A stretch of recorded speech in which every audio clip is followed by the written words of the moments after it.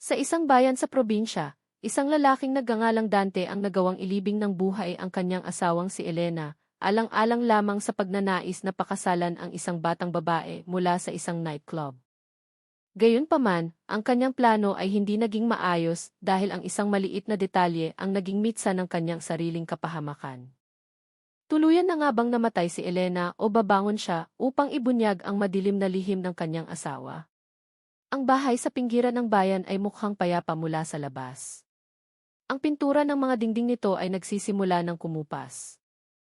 Ang maliit na bakuran ay tinutubuan ng ilang halamang namumulaklak na inaalagaan ni Elena ng buong tiyaga. Ngunit ang katahimikang iyon ay panlabas na anyo lamang. Sa loob ng bahay, may pusong nagsisimula ng magkalamat at pag-ibig na unti-unting naglalaho.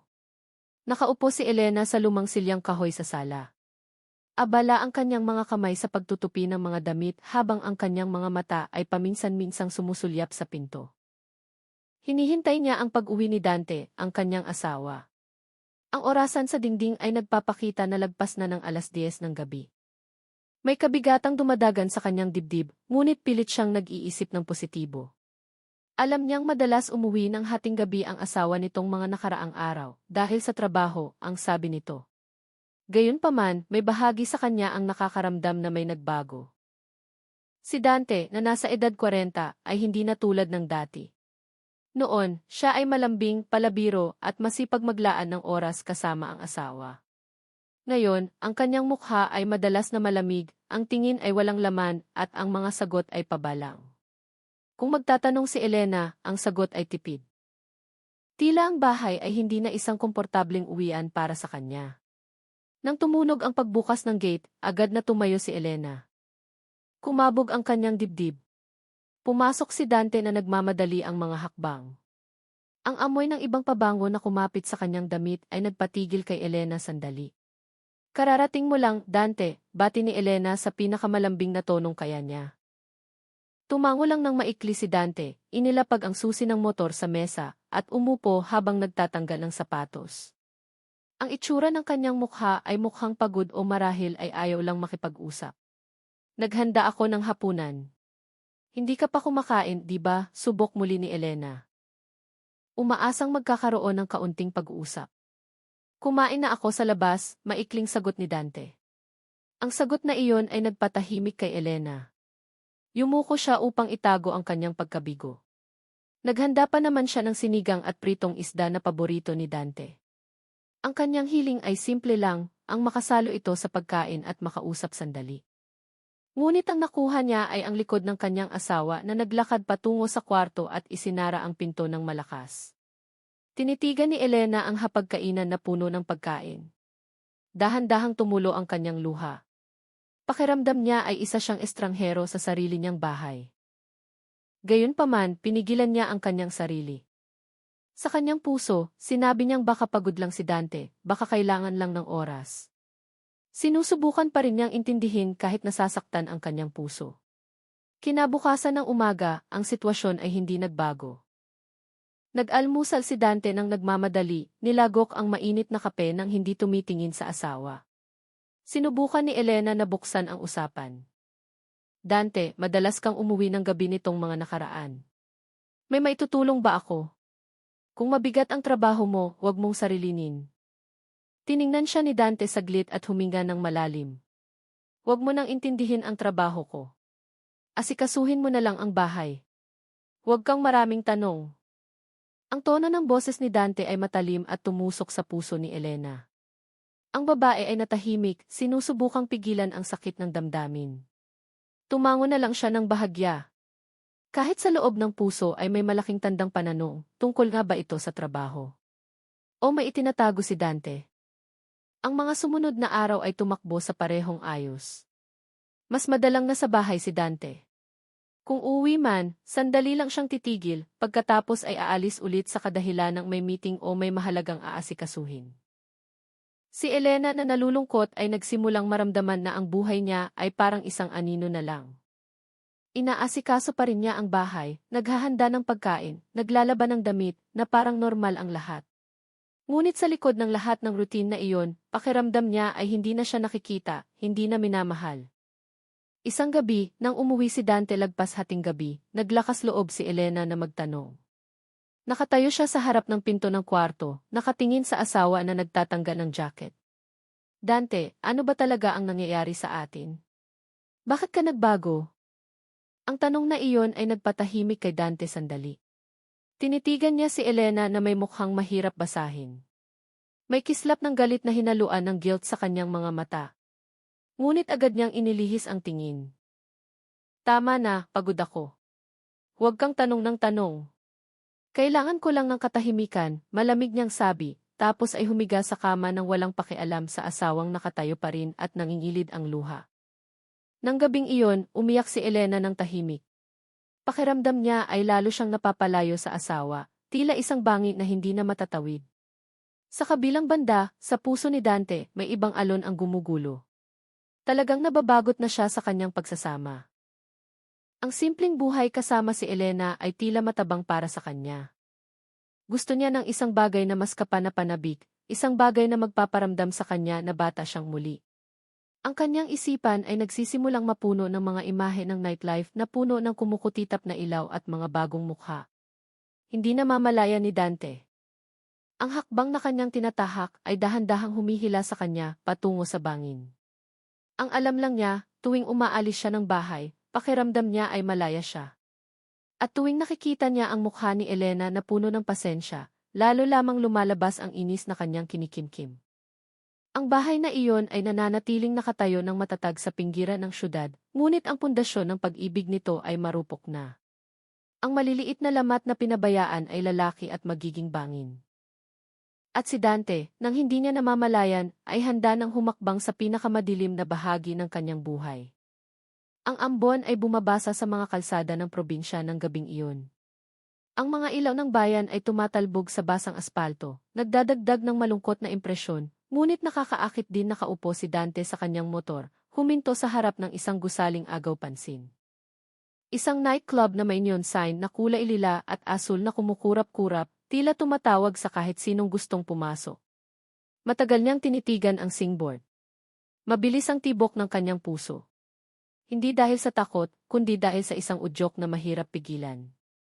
Sa loob ng ilang linggo, pakiramdam niya ay sawang-sawa na siya sa bahay. Sawang-sawa sa katahimikan kasama si Elena na puno lamang ng tunog ng pinggan at kutsara. Nang gabing iyon, nagpasya siyang maghanap ng takas at ang club na iyon ang sagot.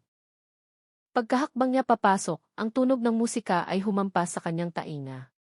Dumadagundong ang bass. Ang mga spotlight ay sumasayaw sa hangin na puno ng usok ng sigarilyo. Ang amoy ng pabango na haluan ng alak ay tumutusok sa ilong. Nakaramdam si Dante ng pagkailang, pero mabilis niya itong itinago sa pamamagitan ng mga hakbang na puno ng kumpiyansa. Sinubukan niyang magmukhang normal na parang sanay na siya sa mga ganitong lugar. Sa bar, ilang mga batang babae ang nakaupo na may suot na agaw pansing damit. Tumatawa sila ng malakas, lumalagok ng inumin habang paminsan-minsang sumusulyap sa mga customer. Umupo si Dante sa isang bakanting upuan, umorder ng isang basong beer. Mabilis niya itong nilagok, sinusubukang pakalmahin ang ingay sa kanyang loob, hanggang sa ang kanyang mga mata ay dumapo sa isang babae sa gitna ng dance floor. Ang mahaba at itim na buhok nito ay alon-alon, ang suot na damit ay kumikinang sa tama ng neon lights. Ang galaw ng katawan ay luwag at puno ng kumpiyansa. Ang bawat hakbang niya ay humahatak ng atensyon ng mga tao sa paligid. Ang pangalan niya ay Rhea. Napako ang tingin ni Dante. May kakaiba kay Rhea. Hindi lang basta kagandahan, kundi ang aura ng kalayaan na nagniningning mula sa kanya. Isang bagay na hindi niya kailanman nakita kay Elena, ang kanyang asawa na masyadong simple, masyadong tuwid. Sa loob ng puso ni Dante, nakaramdam siya ng matinding pagnanasa.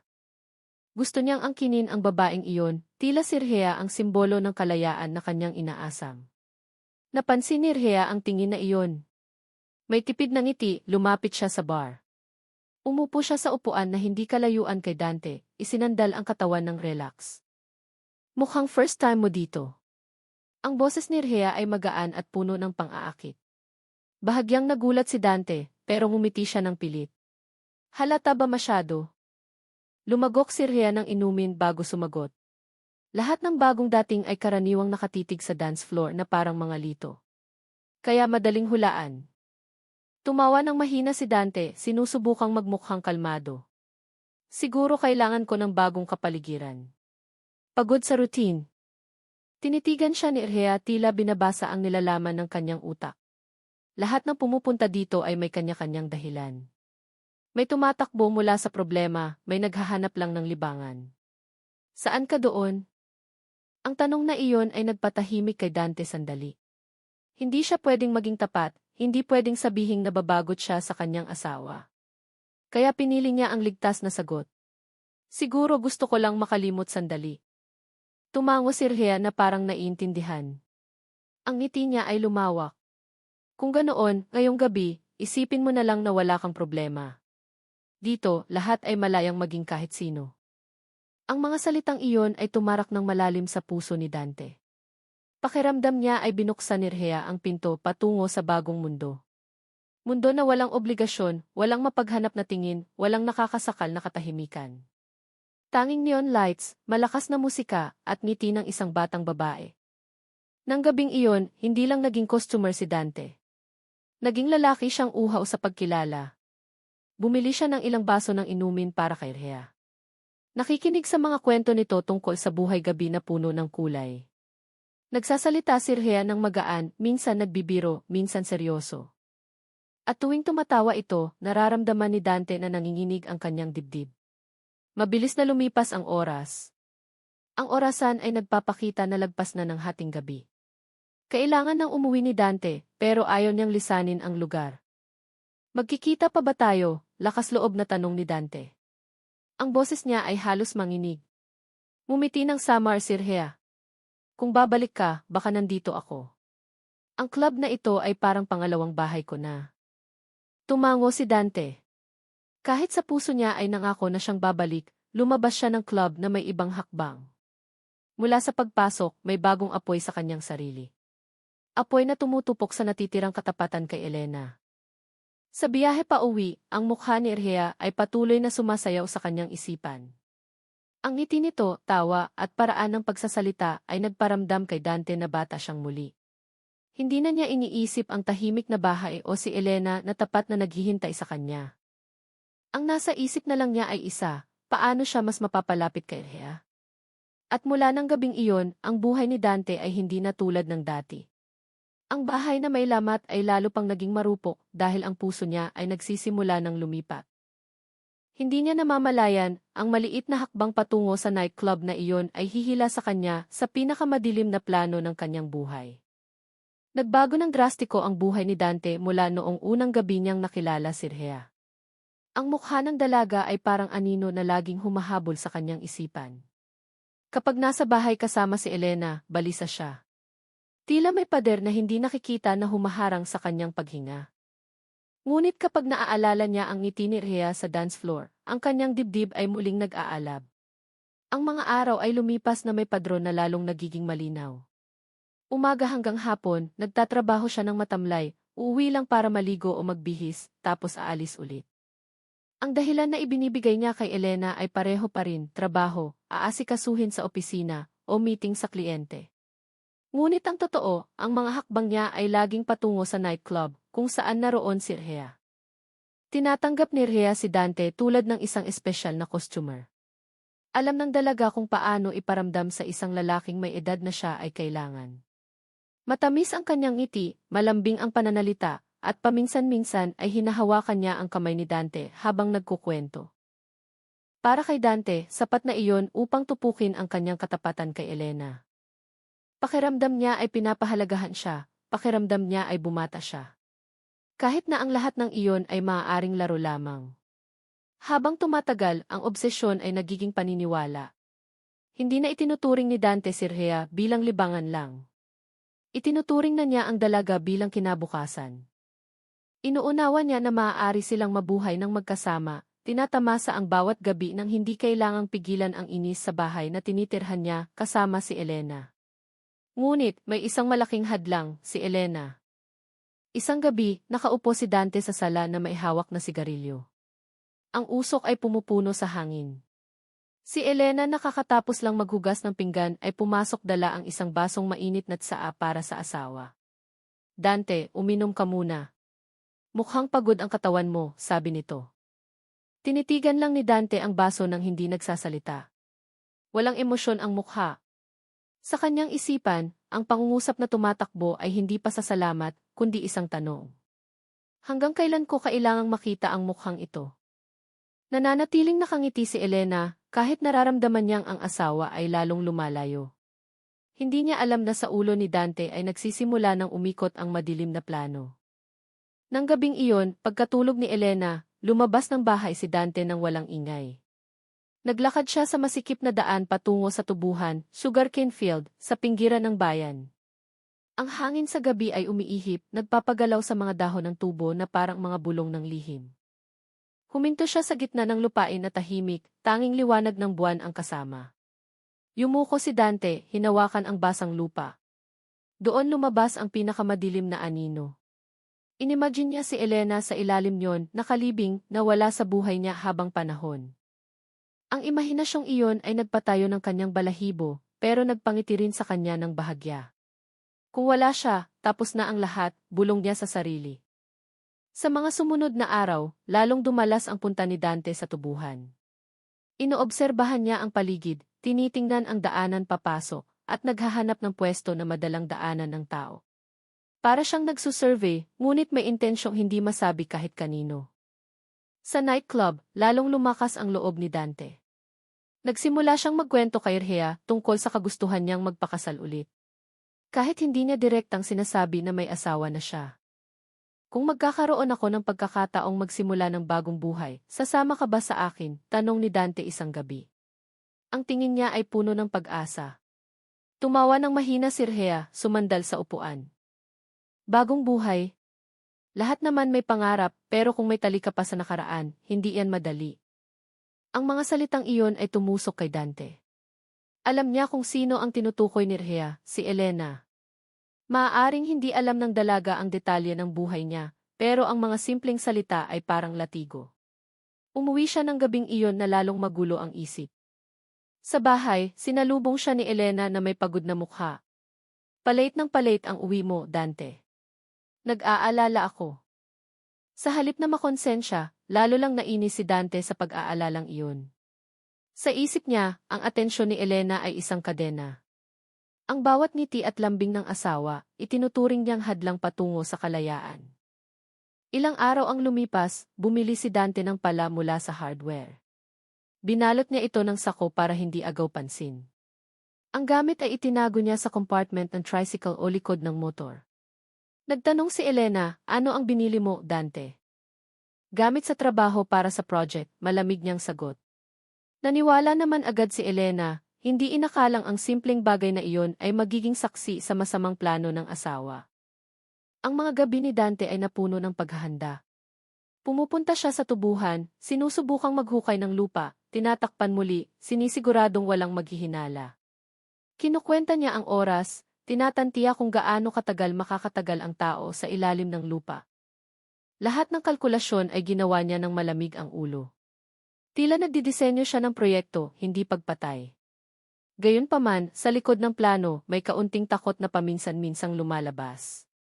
Tuwing nakikita ang mukha ni Elena na mahimbing ang tulog, nakakaramdam si Dante ng dilema. Hindi siya sinaktan ng babaeng ito, walang ginawang mali. Pero ang obsesyon kay Rhea ay masyadong malakas. Sa kanyang puso, ang itim na boses ay patuloy na bumubulong, kung gusto mo ng bagong buhay, ang tanging paraan ay alisin siya. At sa huli, naging buo ang loob ni Dante. Hindi siya aatras. Ang madilim na plano ay nakatarak na sa kanyang isip. Dapat mawala si Elena at sa pamamagitan lang noon niya ganap na maaangkin si Rhea. Tinitigan niya ang mukha ni Elena isang gabi na puno ng peking ngiti. Elena, mamaya kung may oras ka, sumama ka sa akin sa labas. Mamasyal tayo. Gusto kong mag-usap tayo ng tayong dalawa lang. Umiti si Elena nang may ginhawa, akalang bumabalik na ang atensyon ng asawa. Hindi niya alam na ang paanyayang iyon ay unang hakbang patungo sa madilim na hukay na inihanda para sa kanya. Ang langit ng probinsya ay madilim, tinatakpan ng ulap ang buwan kaya ang mga daan sa barangay ay nailawan lamang ng mga mapurol na poste ng ilaw. Nakaupo si Dante sa sala ng balisa.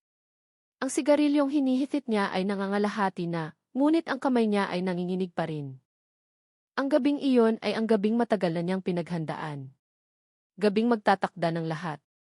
Dumating si Elena mula sa kusina, dala ang jacket ng asawa. Dante, sigurado ka bang lalabas tayo ng ganitong oras? Di ba may pasok ka bukas ng maaga? Tanong niya habang nakangiti ng malambing. Lumunok si Dante. Sa puso niya ay may kakaibang kirot nang makita ang pag-aalagang iyon.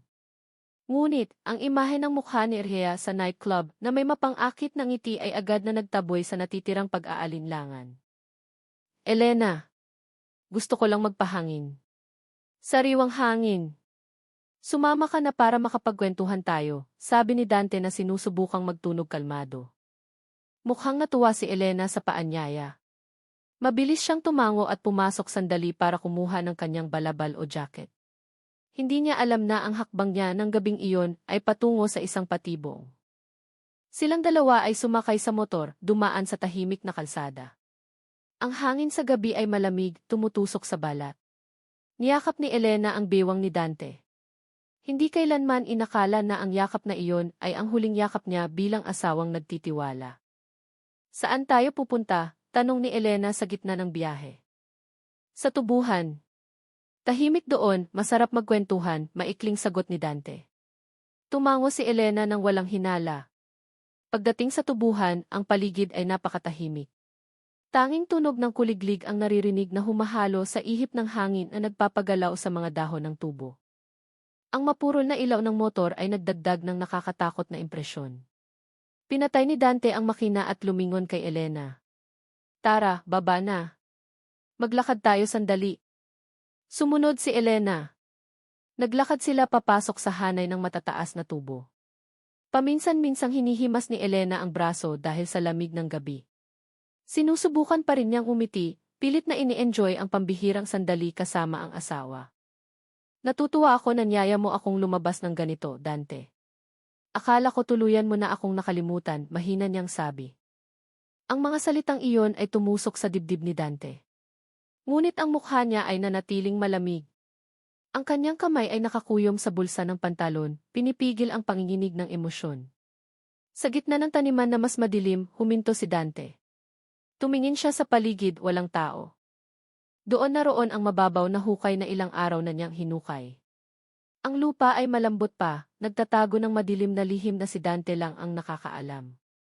Nagtaka si Elena nang makitang tahimik ang asawa. Anong problema, Dante? Mukha kang kakaiba. Huminga ng malalim si Dante. Sa kanyang ulo, sumisigaw ang itim na boses, gawin mo na ngayon, kung hindi ay mawawala sa iyo ang lahat. Sa mabilis na galaw, inabot niya ang liig ni Elena mula sa likod, sinakal ito ng malakas.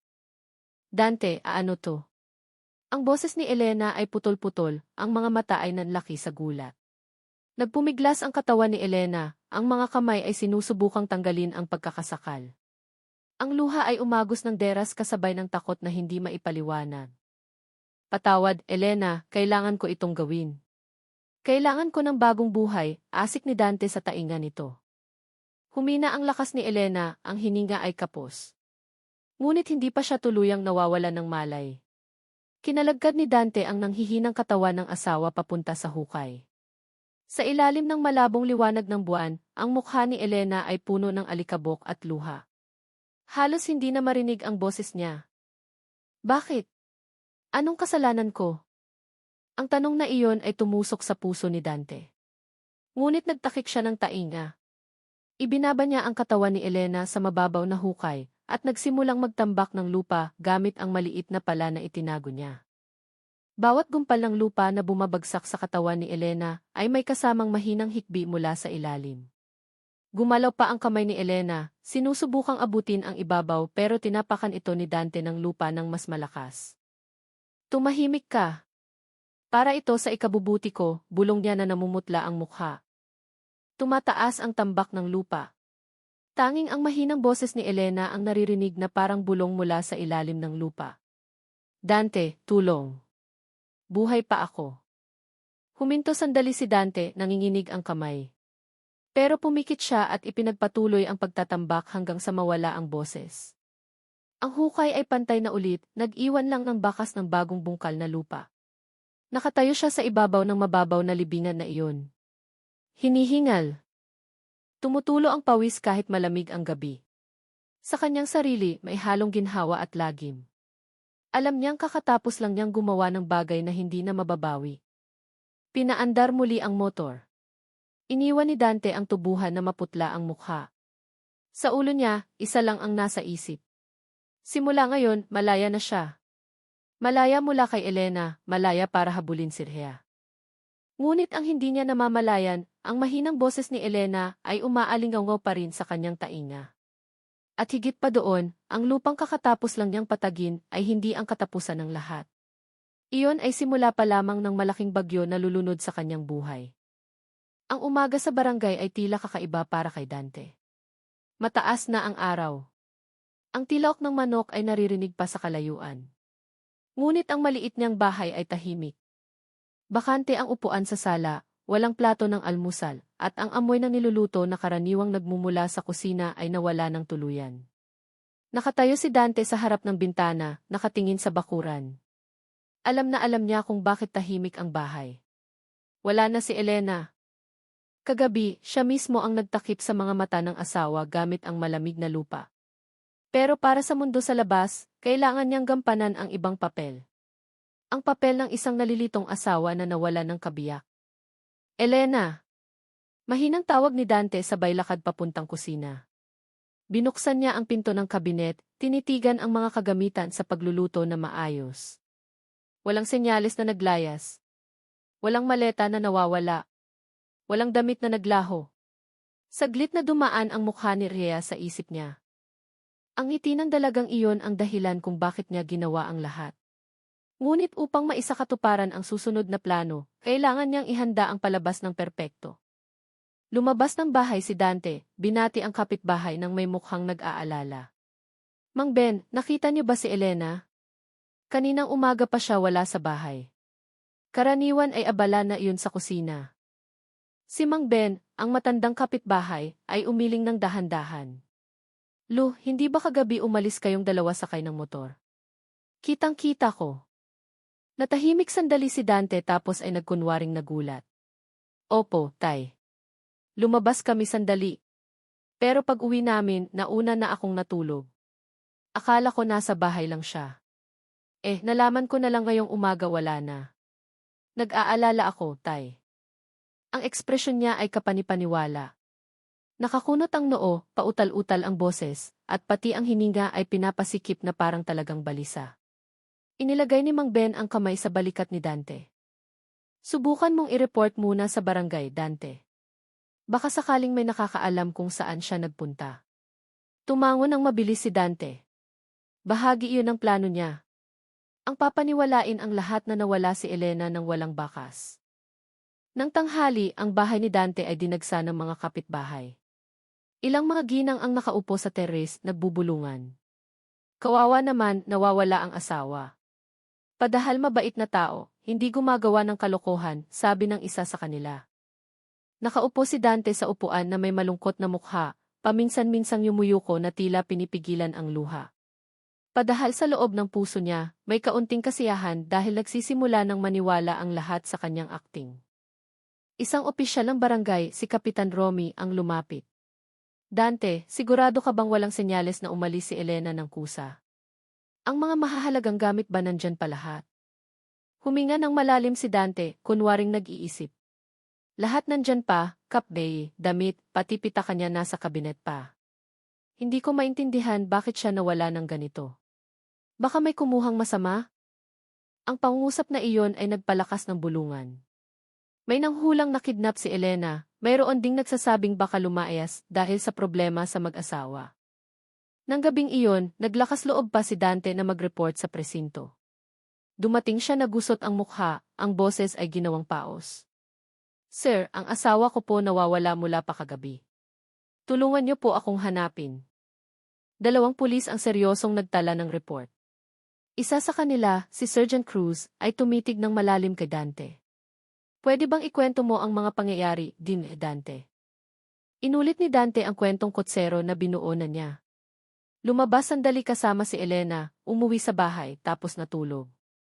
Kinaumagahan, wala na ang asawa. Ang kwento ay dumaloy ng maayos. Tila totoo. Sige, aksyonan namin ito. Sa ngayon, huwag ka munang aalis ng lugar nyo, ha, sabi ni Sergeant Cruz. Tumango si Dante, nagkukunwaring nakahinga ng maluwag. Pero sa kaibuturan niya, may kaba. Alam niyang hindi titigil ang pulis hanggang walang nahahanap. Ilang araw ang lumipas, lalong naging usap-usapan sa barangay ang nangyari. Ang tsismis tungkol sa pagkawala ni Elena ay kumalat kung saan-saan. May nagsasabing kinuha ng sindikato.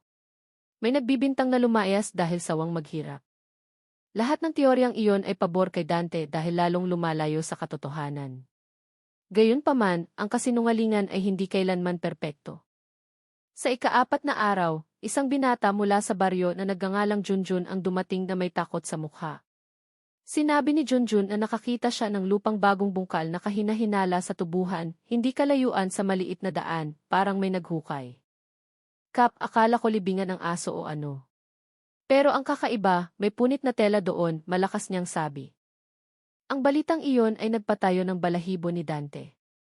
Sinubukan niyang manatiling kalmado kahit ang puso niya ay kumakabog ng napakalakas. Si Kapitan Romy at ilang tanod ay nagkusa agad na puntahan ang lugar. Tinawag din ang mga pulis para imbestigahan ang natagpuan. Nakatayo lang si Dante nang naninigas sa beranda ng bahay niya. Ang mukha ay ginawang malungkot kahit sa ulo niya ay nagkakagulo na sa takot. Huwag sana silang may makita. Huwag sana nilang malaman na ng gabing iyon ay hindi nakatulog si Dante. Ang tunog ng mga kuliglig sa labas ng bintana ay nagmistulang nakakatakot. Ang imahe ng mukha ni Elena na puno ng lupa ay laging lumalabas tuwing pumipikit siya. Tumayo siya, umupo sa sala at nagsindi ng sigarilyo isa-isa. Ang usok ay pumuno sa kwarto, nagdagdag ng sikip sa dibdib niya. Kailangan kong maging matatag. Lahat naniniwalang nawawala si Elena. Hindi nila malalaman, bulong niya sa sarili. Ngunit sa maliit na bahagi ng puso niya, alam niyang ang isang maliit na pagkakamali ay pwedeng sumira sa lahat. At ang pagkakamaling iyon ay maaaring nagawa na niya. Nang tanghali ring iyon, ang tubuhan sa pinggirang bayan ay biglang dinumog. Ilang pulis ang nakatayo, pinalilibutan ang isang gundok ng lupa na mukhang hindi natural. Ang mga usisero ay nagsiksikan sa likod ng police line. Nagbubulungan na may tensyonadong mukha. Nakihalo si Dante sa umpukan. Ang mukha niya ay puno ng kunwaring pag-aalala. Ngunit sa dibdib niya, ang tibok ng puso ay parang nakabibingi. Alam niya ang lugar na iyon. Kilala niya ang lupang iyon. Doon niya tinapos ang buhay ni Elena ilang gabi na ang nakararaan. Lumingon si Kapitan Romy kay Dante. Dante, wala ka bang nakitang naghukay dito? Lumunok si Dante. Wala, Kap, ngayon ko lang narinig. Baka may nagtapon lang ng patay na hayop, sagot niya na nanginginig ang boses. Sinusubukang magtunog inosente. Ang pulis na namumuno sa investigasyon, si Captain Mendoza, ay nagtaas ng kamay para magbigay ng senyales. 2 opisyal ang agad na nagtusok ng pala sa lupa. Bawat hukay ay naglalabas ng mabigat na tunog at ang malambot na lupa ay unti-unting nahahawi. Pinigil ng mga tao ang hininga, naghihintay kung ano ang lalabas mula sa ilalim. Hindi nagtagal, sumigaw ang isa sa mga pulis, "Sir, may punit na tela dito." Sigaw ng panunukso at takot ang narinig mula sa mga tao. Ilang mga nanay ang nagtakip ng bibig. May iba ring umatras dahil sa kilabot. Nanigas si Dante, namutla ng husto. Sa loob-loob niya, tapos na ako. Malalaman nilang nandito si Elena. Ngunit, lumipas ang mga segundo, ang resulta ng paghukay ay gumulat sa lahat. Meron niyang punit na tela na maihalong basang lupa. Mayroon ding bakas ng mahabang buhok na nakadikit sa gumpal ng lupa. Ngunit ang katawan ni Elena ay wala.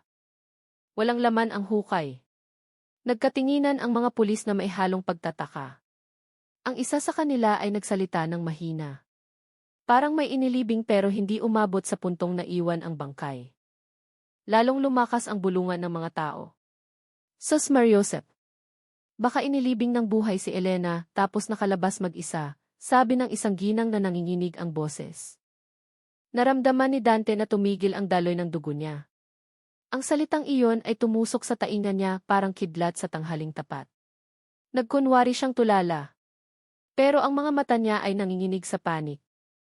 Isinara ng mga pulis ang lokasyon gamit ang yellow tape. Ang mga lokal na reporter na nakarinig sa balita ay nagdatingan, kumukuha ng litrato, at nag-interview sa mga residente. Biglang nagkagulo ang barangay at ang pangalan ni Elena ay naging bukang-bibig kung saan-saan. Sa istasyon ng pulis, nagpatawag ng maikling meeting si Captain Mendoza. May indikasyon ng krimen. Ang hukay na iyon ay halatang sinadya. May tela, may senyales na may inilibing pero walang bangkay. Kailangan nating imbestigahan pa ng malalim. Sumingit si Sergeant Cruz. Posible kayang nakalabas ang biktima ng kusa. Kung totoo yun, bakit hindi siya umuwi? Ang tanong na iyon ay bumitin sa hangin, nagpatahimik sa lahat ng opisyal. Nang gabing iyon, nakaupo si Dante mag-isa sa sala. Ang sigarilyo sa kamay niya ay paubos na. Ang abo ay nagkalat sa sahig. Magulo ang isip niya, binabasa ng malamig na pawis ang noo kahit malamig ang hangin. Impossible. Tinakpan ko ng maigi. Sinigurado kong hindi siya makakalabas. Hindi pwede, Elena, bulong niya na nanginginig ang boses. Ngunit ang mahinang boses ay muling umalingaw sa ulo niya. Ang daing ni Elena mula sa ilalim ng lupa, ang sigaw ng paghingi ng tulong na binaliwala niya. Ngayon, ang boses na iyon ay tila lalong nagiging totoo. Tila buhay pa si Elena at nasa napakalapit lang. Tinapik ni Dante ang sariling mukha, sinusubukang alisin ang halusinasyon. Pero habang pilit niyang inaalis, lalong lumilinaw ang imahe. Naaamoy pa nga niya ang amoy ng basang lupa sa loob ng bahay. Kahit nakasara ng maigi ang lahat ng pinto. Kinabukasan, dumating ang mga pulis sa bahay niya.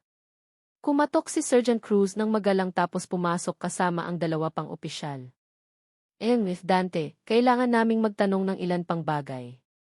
Sige po. Lumunok si Dante at ngumiti ng pilit. Opo, tuloy kayo. Nalilito rin ako, sir. Bigla na lang nawala si Elena. Tinitigan ni Sergeant Cruz ang mukha ni Dante ng matagal. Kagabi may nakuha kaming karagdagang impormasyon. May isang mangangalakal na nagsabing nakarinig siya ng mahinang boses sa tubuhan ilang araw na ang nakararaan. Sabi niya parang taong humihingi ng tulong mula sa ilalim ng lupa. Noong una, akala niya guni-guni lang. Pero nung natagpuan ang hukay, naging importante ang testimonya niya. Naramdaman ni Dante ang matinding agos ng dugo. Sinubukan niyang manatiling kalmado, kahit ang kamay niya ay nakahawak sa tuhod ng mahigpit hanggang sa halos bumaon ang kuko sa balat. Sigurado ba kayong wala kayong alam? Tanong ni Cruz, sa pagkakataong ito ay mas matigas ang tono. Umiling ng mabilis si Dante. Wala. Wala akong alam, sir.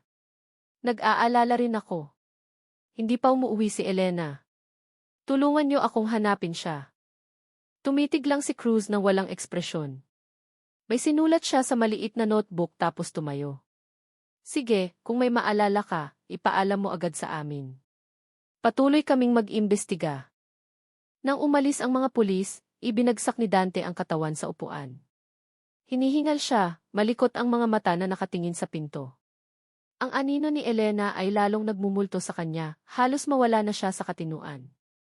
Nang gabing iyon, may kumatok sa pinto ng bahay. Napatalon sa gulat si Dante. Dahan-dahan siyang naglakad papunta sa pinto, binuksan ng kaunti na maputla ang mukha. Pero sa labas, walang tao. Tanging hangin ng gabi na umiihip dala ang tunog ng mga dahon. Isinara ni Dante ang pinto gamit ang nanginginig na kamay. Pero bago pa siya makaupo ulit, may narinig siyang mahinang boses mula sa bakuran.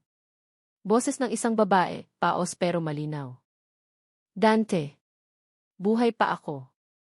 Napaupo sa sahig si Dante. Nanlaki ang mga mata sa takot. Sa unang pagkakataon mula noong gabing madilim na iyon, talagang nakaramdam siya ng takot, mas matindi kaysa noong inililibing niya ang sariling asawa. Kinabukasan, ang istasyon ng pulis ay mas abala kaysa karaniwan. Sa malaking mesa ng investigation room, ilang litrato at report ang nakalatag ng maayos. Nakaupo si Captain Mendoza sa kabisera na seryoso ang mukha. Samantalang si Sergeant Cruz ay nagbukas ng maliit na projector na nagpapakita ng larawan ng lokasyon sa tubuhan. Kahapon natagpuan natin ang mababaw na hukay na walang laman. May tela, may bakas ng buhok, pero walang bangkay. Ngayon pag-usapan natin ulit ang detalye, sabi ni Captain Mendoza ng matigas. Tinuro ni Cruz ang litrato ng punit na tela. Pinadala na namin sa laboratorio. Ang inisyal na resulta ay nagpapakita na ang telang ito ay kapareho ng duster ng biktima, si Elena. Kinumpirma rin ng saksi na kapitbahay na madalas niyang makitang suot ito ni Elena. Isang duster na may floral pattern. Nagdagdag ang isa pang pulis, mayroon ding malabong fingerprints sa hawakan ng pala na natagpuan hindi kalayuan sa lokasyon. Ikinumpara natin sa data ng mga residente. Ang inisyal na resulta ay tugma kay Dante, ang asawa ng biktima. Biglang tumahimik ang kwarto. Lahat ng mata ay nakatingin sa whiteboard, kung saan nakasulat ng malaki ang pangalan ni Dante. Huminga ng malalim si Captain Mendoza. Hindi pa tayo pwedeng gumawa ng konklusyon ng padalos-dalos, pero malinaw na may motibo si Dante. May report na hindi maganda ang pagsasama nila. Ilang kapitbahay ang nakarinig ng pag-aaway at ngayon nawawala ang asawa. Samantalang may kahina-hinalang hukay na natagpuan malapit sa bahay. Sumingit si Sergeant Cruz ng maingat. Pero huwag nating kalimutan, sir. May testimonya ng mga ngalakal na nakarinig ng boses ng babaeng humihingi ng tulong mula sa ilalim ng lupa. Kung totoo yun, ibig sabihin buhay pa siya. Ang malaking tanong, bakit hindi siya nagpapakita hanggang ngayon? Tumitig ng matalim si Mendoza. Iyan ang kailangan nating alamin. Samantala, nakaupo si Dante sa isang karinderya malapit sa bahay. Si Junjun, na sumusubok makihalubilo sa mga residente, ay nagkukunwaring nababahala rin. Pero ang tainga niya ay laging nakabantay sa bulungan ng mga tao na nagsisimula ng tumuro kay Dante. Baka pinatay ni Dante ang asawa niya, bulong ng isang ginang. Posible, kasi walang senyales na lumaya siya, sagot naman ng isa. Nilagok ni Dante ang kape na nanginginig ang kamay. Sa loob niya ay sumisigaw, habang tumatagal, lahat maghihinala sa akin. Umuwi siya ng mabilis at isinara ang pinto ng bahay ng mahigpit.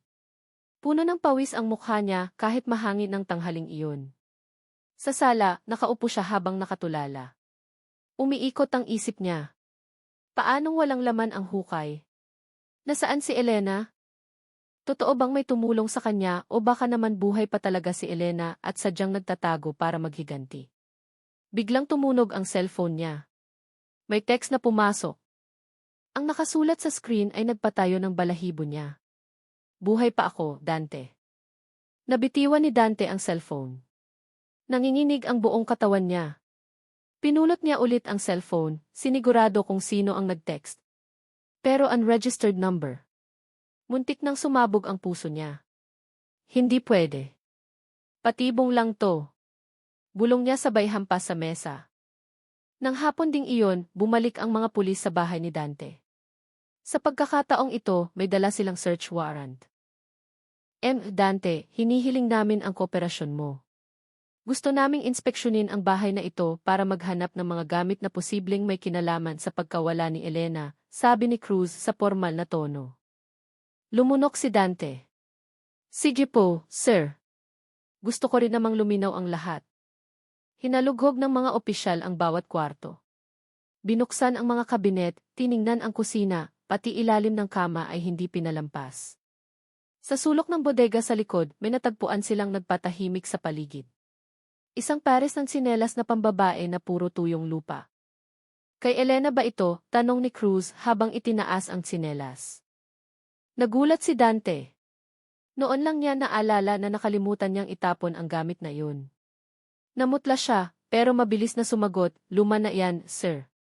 Madalas kasing gamitin sa hardin. Baka marumi dahil sa lupa. Tumitig lang si Cruz nang walang komento. Inilagay niya ang tsinelas sa evidence bag. Nang gabing iyon, lalong hindi makatulog si Dante. Pakiramdam niya lahat ng mata ay nakabantay sa kanya.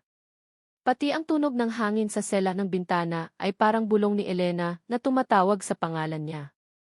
Nakatayo siya sa harap ng salamin, tinitigan ang sariling mukha na lalong nagiging gusot. Kailangan kong kumalma. Kailangan kong maging pasensyoso. Wala silang matibay na ebidensya. Walang bangkay, ibig sabihin walang murder, sabi niya sa sarili. Pero hindi maalis sa isip niya ang text kanina. Sino ang nagpadala?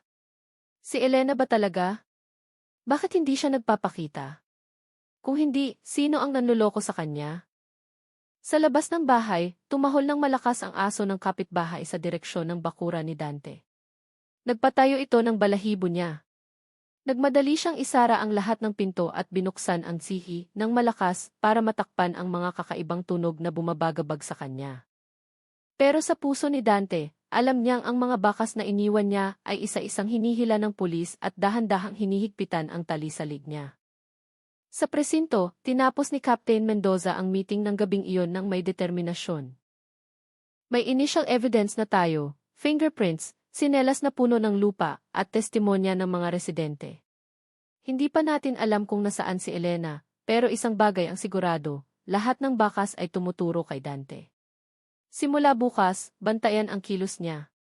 Huwag hayaang makalusot. At sa parehong oras, malayo doon, isang babaeng may mahinang katawan ang lihim na inaalagaan sa isang simpleng bahay ng isang mangangalakal. Ang mga mata niya ay mapungay pa, paos ang boses, ngunit ang mga labi ay nanginginig na binibigkas ang isang pangalan, Dante. Ang mga ilaw sa isang nightclub sa sentro ng syudad ay kumukurap-kurap, dumadagundong ang musika, nag-iingay ang mga baso, at ang mga customer ay lunod sa ingay ng gabi. Ngunit sa sulok ng kwarto, ang sitwasyon ay tensyonado. Sa likod ng mesa, si Captain Mendoza at Sergeant Cruz ay nagpanggap bilang mga customer.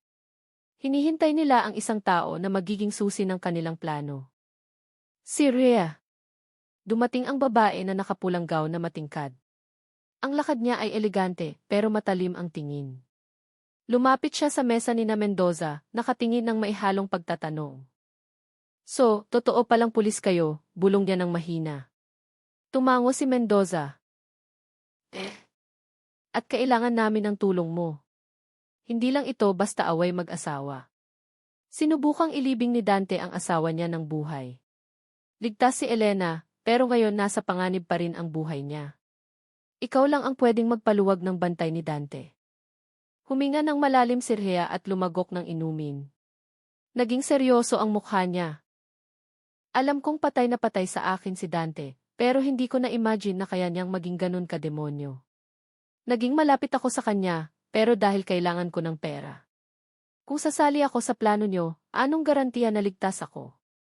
Mabilis na sumagot si Cruz. Babantayan ka namin. Kahit kailanganin pa na pumasok ka sa Witness Protection Program. Pero isang kondisyon, kailangan mong mapaniwala si Dante na gusto mo talagang magpakasal sa kanya. Natahimik si Rhea sandali tapos tumango ng mariin. Sige, kung ito ang paraan para maparusahan siya, payag ako. Kinabukasan ng gabi, nakaupo si Dante sa lumang kotse niya, hinihintay si Rhea na lumabas ng club. Magulo ang isip niya. Ang kakaibang text na natanggap niya 2 araw na ang nakakaraan ay nagmumulto pa rin, pero ang kagustuhan niyang tumakas kasama si Rhea ay mas matindi. Pagpasok ni Rhea sa kotse, agad niyang hinawakan ang kamay ni Dante.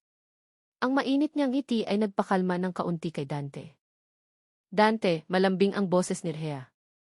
Pagod na ako sa ganitong buhay. Gusto ko ng tahimik na buhay.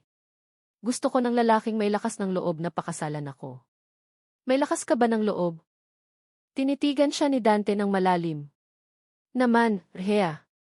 Handa na ako. Kailangan ko lang siguraduhin na ayos na ang lahat. Si Elena. Hindi na siya babalik. Yumuko si Rhea, itinatago ang ekspresyon ng takot na maihalong pandidiri. Kung ganun, gumawa tayo ng plano. Gusto ko ng maliit na kasal ng palihim. Pwede nating gawin sa villa ng kaibigan ko sa susunod na linggo. Ano sa tingin mo? Ngumiti ng malapad si Dante. Tila nawala ang lahat ng bigat. Payag ako. Next week, opisyal na tayong mag-asawa. Ang hindi alam ni Dante, ang mga sinabi ni Rhea ay hindi lang basta ideya. Iyon ay pain na inayos ni Mendoza at ng kanyang team. Ang villa na tinutukoy ay lokasyon na mahigpit na binabantayan ng pulis. Nang gabing iyon, pagkatapos ng pagkikita nila, lihim na nakipagkita si Rhea kay Mendoza sa isang kotseng nakaparada malayo sa karamihan. Pumayag siya, Sir. Buo ang tiwala niya sa akin, sabi ni Rhea na nanginginig ang boses. Tinapik ni Mendoza ang balikat niya. Magaling, tama ang ginawa mo. Isang hakbang na lang at mahuhuli na natin si Dante. Pero tandaan mo, huwag kang magpapahalata. Kailangan mong panindigan ang role na mahal mo siya. Tumango ng dahan-dahan si Rhea. Kahit hindi mapalagay ang loob, alam niyang kailangan niyang tapusin ito. Sa kabilang banda, bumalik si Dante sa bahay ng gabing iyon na halo-halo ang nararamdaman. Nakaupo siya mag-isa sa sala. Ang ilaw na malamlam ay tumatama sa mukha niyang pagod. Sa kamay niya, hawak niya ang isang murang singsing na binili niya ng palihim. Sandali na lang tapos na ang lahat. Magiging malaya ako. Magiging masaya ako, bulong niya habang nakatitig sa singsing. Biglang may kumatok sa pinto. Nagulat si Dante. Kumabog ng malakas ang puso niya. Dahan-dahan siyang naglakad papunta sa pinto, binuksan ng kaunti pero walang tao. Hangin lang ng gabi ang pumasok. Isinara niya ang pinto ng kinakabahan at kinuha ang cellphone. May isang bagong message. Sa pagkakataong ito, mas nakakatakot kaysa dati. Hintayin mo ako sa kasal, Dante. Namutla si Dante. Nanginginig ng matindi ang kamay. Hindi siya sigurado kung text ba iyon ni Elena. Hindi pwede. Patay ka na. Sigaw niya sabay bato ng cellphone sa sahig. Pero kahit anong pilit niyang tanggi, ang takot ay lalong bumibigat. Sa mga sumunod na araw, lalong dumalas ang pagkikita ni Dante at Rhea para pag-usapan ang kanilang lihim na kasal. Bawat pagkikita, lihim na nagbibigay ng senyales si Rhea sa mga pulis na laging nakabantay sa malayo. Lahat ay umaayon sa plano. Gayunpaman, sa likod ng tensyon, si Elena na inaalagaan pa rin sa ospital o ligtas na lugar ay nagsisimula ng manumbalik ang lakas. Alam niyang may malaking planong niluluto at sa puso niya ay nangako na siya mismo ang haharap kay Dante kapag dumating ang oras. Sa katapusan ng linggo, namigay na ng limitadong imbitasyon si Dante sa ilang kaibigan. Hindi niya alam, bawat galaw niya ay nasa ilalim ng pagmamanman. Ang villa na akala niya ay sagradong lugar para magsimula ng bagong buhay ay magiging huling entablado na magpapabagsak sa kanya. At doon naghahanda ang tadhana ng malaking sorpresa. Maaliwalas ang langit ng umagang iyon. Ang daan patungo sa isang villa sa pinggiran ng syudad ay puno ng matatayog na puno. Nakatayo ng marangya ang villa, puti ang dingding at malawak ang bakuran. Tila bagay na bagay para sa isang maliit na selebrasyon. Dumating ng maaga si Dante na nakasuot ng simpleng coat pero maayos. Sa kamay niya ay may dalang maliit na kahon na mailamang singsing. Sandali na lang at magiging akin na si Rhea, bulong niya habang nakatingin sa malaking salamin sa sala ng villa. Sinubukan niyang umiti pero nananatiling tensyonado ang mukha niya. Ang anino ni Elena ay nagmumulto pa rin sa isip niya. Ang mga misteryosong mensahe na patuloy na dumarating ay nagpapaduda sa kanya kung talagang makakalaya siya. Ngunit ang bulag na pag-ibig niya kay Rhea ay tumatakip sa lahat ng takot na iyon. Samantala, sa ibang kwarto, nakaupo si Rhea sa harap ng vanity mirror. Simple lang ang ayos ng buhok niya. Ang puting gown na suot niya ay nagre-reflect ng liwanag ng umaga. Pero sa likod ng maganda niyang mukha, nanginginig ang puso niya. Tinitigan niya ang salamin at bumulong sa sarili, Rhea, hindi ito basta party, patibong to, kailangan mong maging matatag. Sa labas ng villa, sina Captain Mendoza at Sergeant Cruz, kasama ang ilang miyembro ng kapulisan ay nakastandby na. Nagpanggap silang mga trabahador sa villa, sound system crew, at pati photographer. Lahat ay maayos na inihanda. Ang komunikasyon gamit ang maliliit na earpiece ay nagsisiguradong perpekto ang koordinasyon. Nagbigay ng maikling instruksyon si Mendoza. Tandaan, bawal tayong kumilos ng padalos-dalos. Hintayin ang tamang oras. Kailangan natin ng malinaw na pag-amin mula kay Dante sa harap ni Rhea. Bandang 10:00 ng umaga, ilang bisita na binubuo ng malalapit na kaibigan ni Dante ang nagsimulang dumating. Wala silang alam sa malaking operasyon. Ang akala lang nila, gustong magpakasal ni Dante ng palihim dahil nahihiya sa pamilya. Nagsimulang tumugtog ang mahinang musika. Ang mga upuan sa bakuran ng villa ay maayos na nakahanay, at ang maliit na mesa na may palamuting puting bulaklak ang nagsilbing simpleng altar.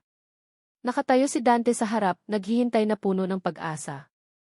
Hindi nagtagal, naglakad si Rhea ng dahan-dahan patungo sa altar. Kumikinang ang gown, elegante ang hakbang, na parang totoo ang lahat. Tinitigan siya ni Dante ng may pagmamahal, kinalimutan ang lahat ng gulong ginawa niya. Erhea, bulong ni Dante nang makatabi na niya ang dalaga. Sa wakas, ito na ang panahon. Ngumiti ng tipid si Erhea. Lumingon siya saglit sa photographer na sa totoo ay pulis. Tanda yun na umaayon sa plano ang lahat. Nagsimula ang seremonya ng simple. Isang kaibigan ni Dante na tumatayong witness ang tumayo sa harap nila. Ngunit bago magpatuloy ang seremonya, nagsalita si Erhea sa malambing na boses. Dante, bago tayo magsimula, gusto kong maging tapat ka sa akin. Kailangan kong marinig mula sa bibig mo. Paano ka nakakasigurong hindi na babalik si Elena para guluhin ang buhay natin?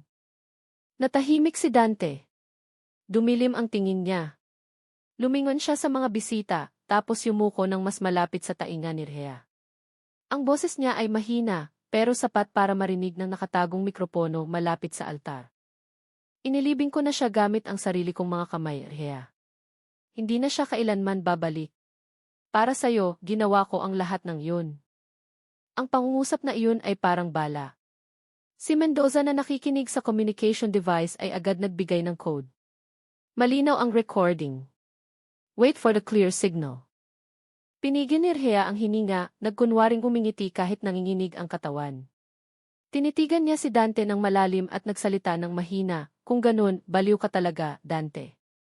Akala mo ba ang pag-ibig ay isisilang mula sa dugo at libingan? Nagulat si Dante. Nagbago ang ekspresyon ni Erhea, naging malamig. Biglang may narinig na malakas na boses. Pulis! Huwag kayong kikilos! Nagulat ang mga bisita. May ilang napasigaw sa takot.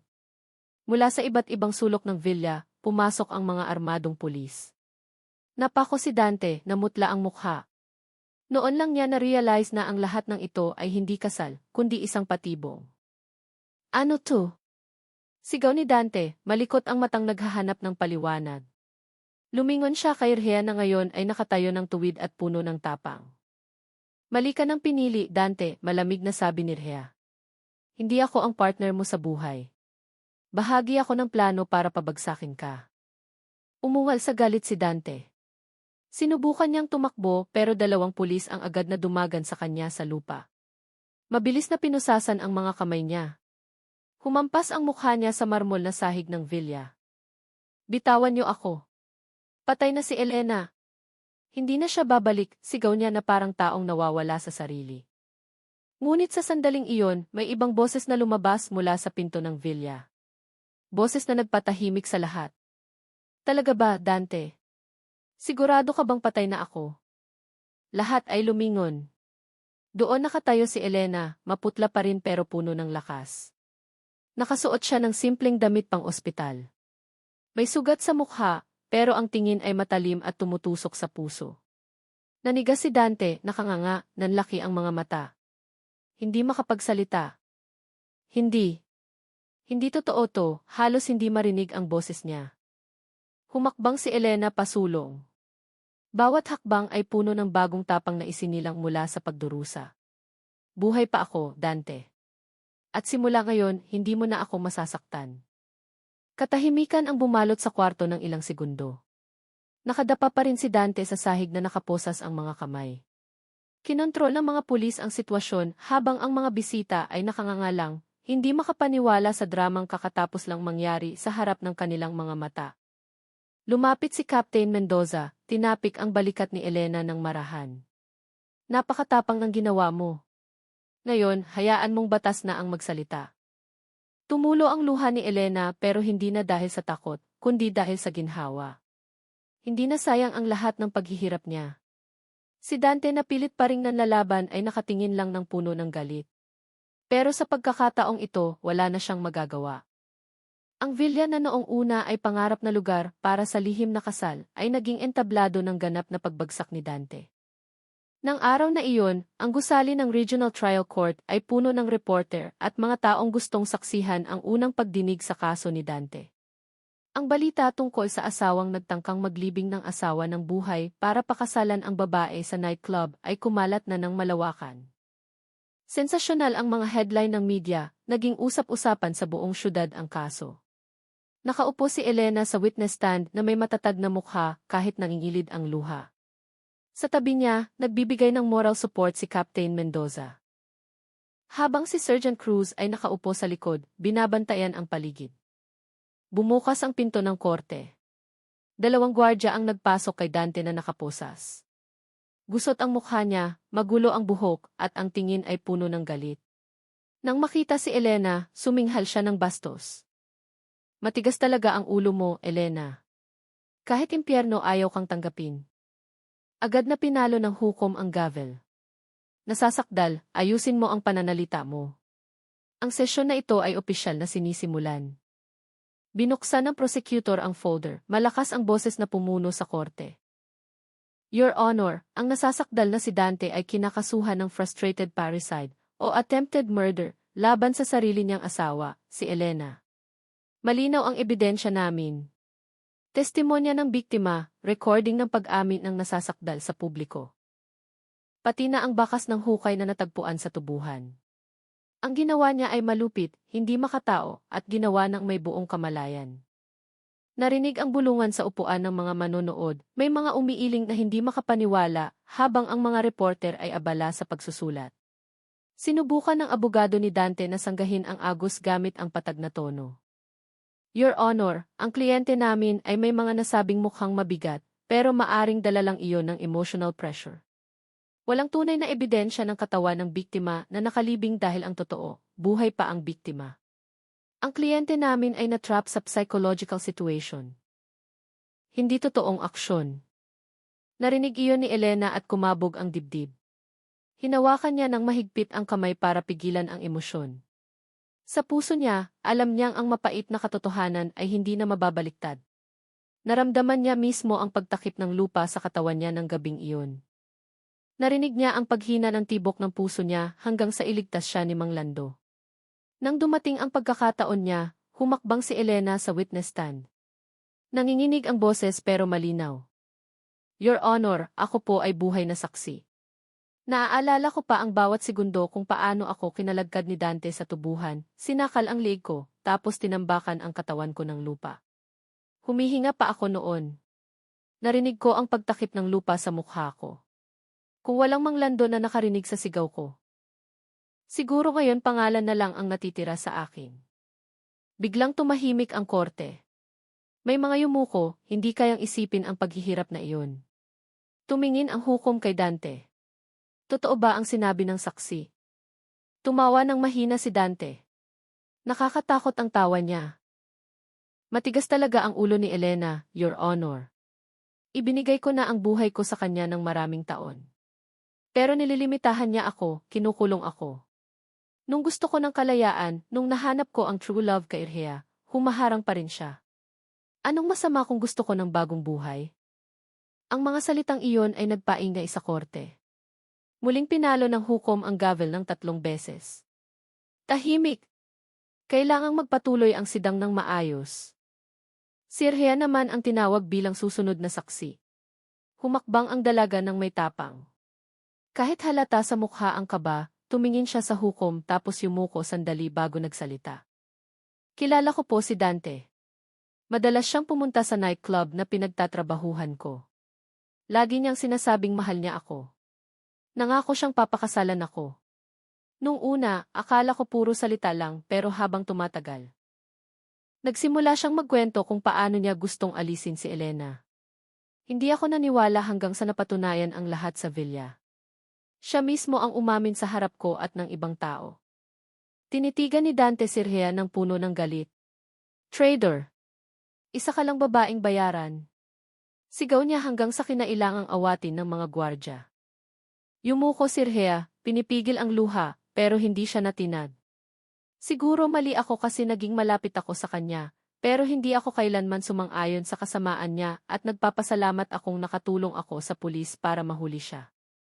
Sa labas ng korte, mainit din ang sitwasyon. Nag-uunahan ang mga reporter na ibalita ang mga bagong kaganapan.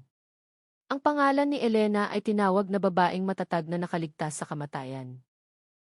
Samantalang si Dante ay inilarawan bilang malupit na asawa na nagawang ilibing ang asawa alang-alang sa bawal na pag-ibig. Si Mang Lando, ang matandang mangangalakal na naging tagapagligtas ni Elena, ay naroon din sa waiting area. Nakaupo siya ng tahimik, tumatanggi sa maraming interview. Simpleng tao lang po ako. Ginawa ko lang kung ano ang sinabi ng puso kong tama, maikli niyang sabi ng piliti ng reporter. Mahaba ang naging pagdinig ng araw na iyon. Matapos magbigay ng pahayag ang lahat ng saksi, nagpasya ang hukom na ituloy ang paglilitis sa susunod na linggo para sa pagbasa ng opisyal na hatol. Lumabas si Elena sa korte ng mabigat ang hakbang pero magaan ang loob. Nasabi na niya ang katotohanan. Ngayon ang natitira na lang ay maghintay na makamit ang hustisya. Sa kabilang banda, si Dante na ibinabalik sa kulungan ay nakatingin lang ng puno ng paghihiganti. Hindi pa tapos to, Elena. Gagawa ako ng paraan, bulong niya ng mahina. Kahit nakaposas ang mga kamay. Pero alam ng lahat na malapit na sa katapusan ang laro ni Dante at sa likod ng rehas, wala na siyang kontrol sa sarili niyang buhay. Nang araw na iyon, makulimlim ang langit. Mas maraming tao sa korte kaysa sa nakaraang pagdinig. Lahat ay naghihintay sa mahalagang sandali. Ang hatol ng hukom kay Dante, ang lalaking nagawang ilibing ng buhay ang sariling asawa para sa ambisyon at madilim na pag-ibig. Nakaupo si Elena sa bangko ng mga manonood na matatag ang mukha. Kahit mabilis ang tibok ng puso. Sa tabi niya, nagbibigay ng lakas ng loob si Captain Mendoza sa pamamagitan ng pagtango. Samantalang si Sergeant Cruz ay nakabantay sa pinto. Naroon din si Rhea, maputla ang mukha, pero malinaw ang determinasyon. Si Mang Lando na simple ang suot ay nakaupo sa pinakalikod. Gusto lang niyang masaksihan ang katapusan ng madilim na kwentong ito. Bumukas ang pinto ng korte. Pumasok si Dante na nakaposas. Gusot ang buhok, puno ng galit ang mukha na maihalong kawalan ng pag-asa. Pero pilit pa rin siyang nagpapakita ng ngising aso. Ang tingin niya ay nakapako kay Elena, tila gustong manakit. Binuksan ng hukom ang paglilitis gamit ang matatag na boses. Ang pagdinig sa kasong kriminal laban sa nasasakdal na si Dante ay muling binubuksan. Ngayong araw babasahin ng korte ang hatol. Biglang tumahimik ang korte. Tumayo ang prosecutor at binasa ang rekomendasyon ng malakas. Your Honor, base sa matibay na ebidensya, mga saksing kapanipaniwala, at pag-amin mismo ng nasasakdal, hinihiling namin ang parusang panghabang buhay na pagkakulong, reclusion perpetua. Ang ginawa niya ay hindi lang tangkang pagpatay, kundi pagtataksil sa sagradong samahan ng mag-asawa. Norma ng lipunan at halaga ng pagiging tao.